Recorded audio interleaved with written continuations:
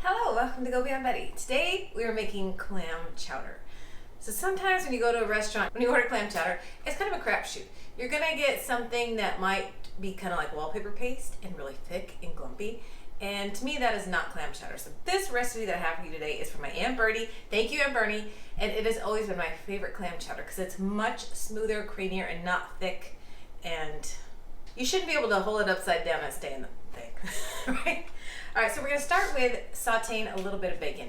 And I'd like to do this whole recipe all in one pot. So in order for our bacon to kind of get crispy, I have just a thin cut bacon, like the low sodium from Costco. Wash the package, hack through it with some really good kitchen scissors. If you don't have any good kitchen scissors, you need some.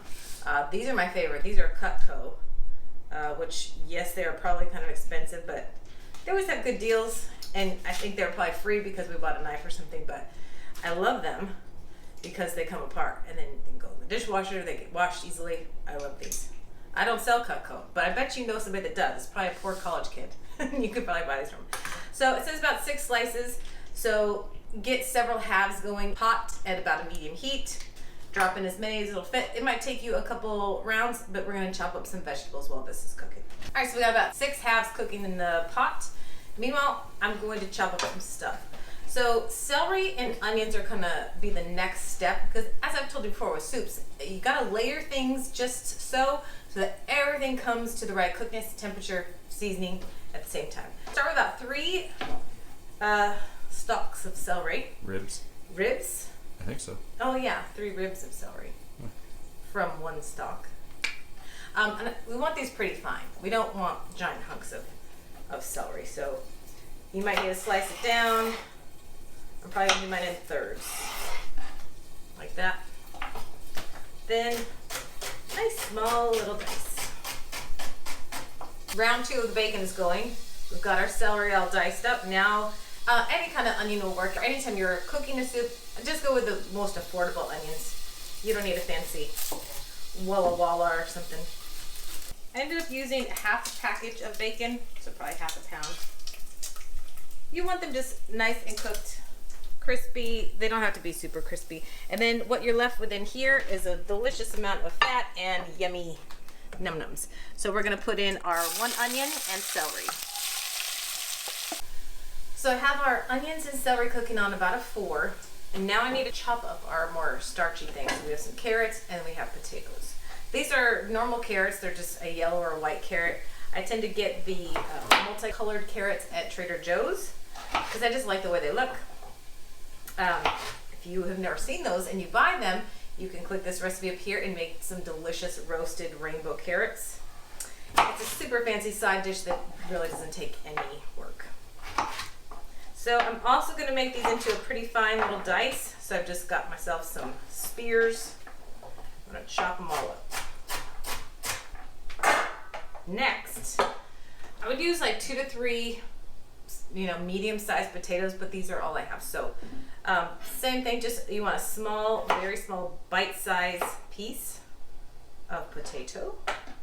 Our onions and celery are nicely cooking down. They're getting transparent. I love my stop. You can see it's gotten all those little yummy bits off the bottom.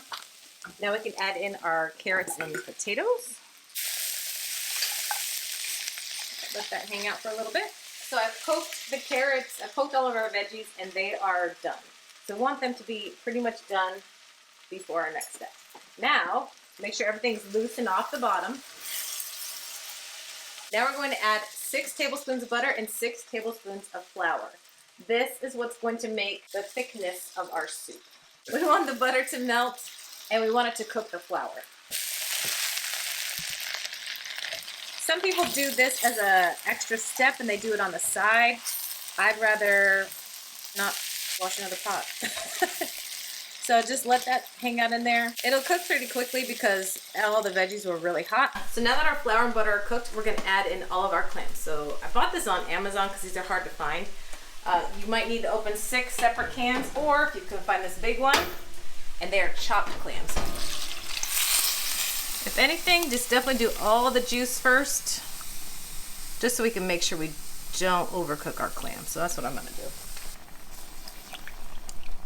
Give a little mix around. So any little bit of flour that's stuck on the bottom will now come up. So to this, we're going to add our seasoning. So we definitely want some bay leaves. These are older, so I'm gonna use probably twice as much as I need. And I needed celery salt, which I didn't have. So celery salt is a 1-to-2 ratio, 1 part celery seed and 2 parts salt. And again, this whole recipe is down below. So let this come to temperature, and then we're gonna add our cream at the end. We're gonna chop up our bacon, and I needed to get our dairy. So you're gonna need 1 pint of half and half and 1/2 pint of heavy cream. Oh, jeez. So we've let this come to a boil, which means the flour has had a chance to do its thing and it's caused it to thicken.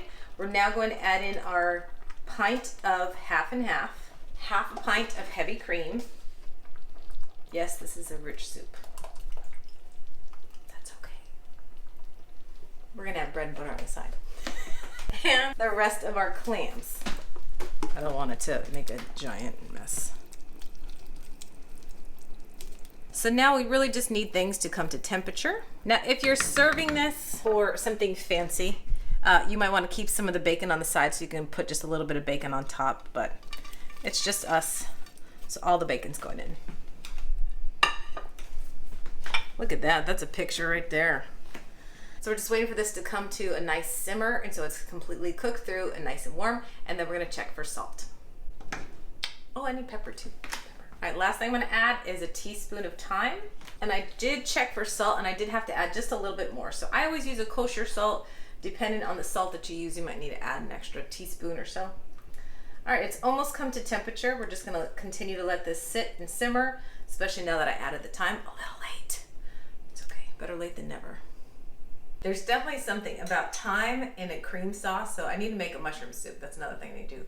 But thyme with creamy things is so delicious. Just like thyme and mushrooms, also delicious. Thyme and eggs, delicious as well. Oh, I'm so excited. Oh my gosh. It's so good. It's very buttery. And just something that you're not gonna have a bowl of. You are having a cup. Nice and thin, creamy, buttery, herby, and delicious bacon and clams. Thank you, Aunt Bernie, for giving me this amazing recipe many, many years ago. It is definitely a family favorite. And if you can't find those clams at your store, again, it's 6 clams, 6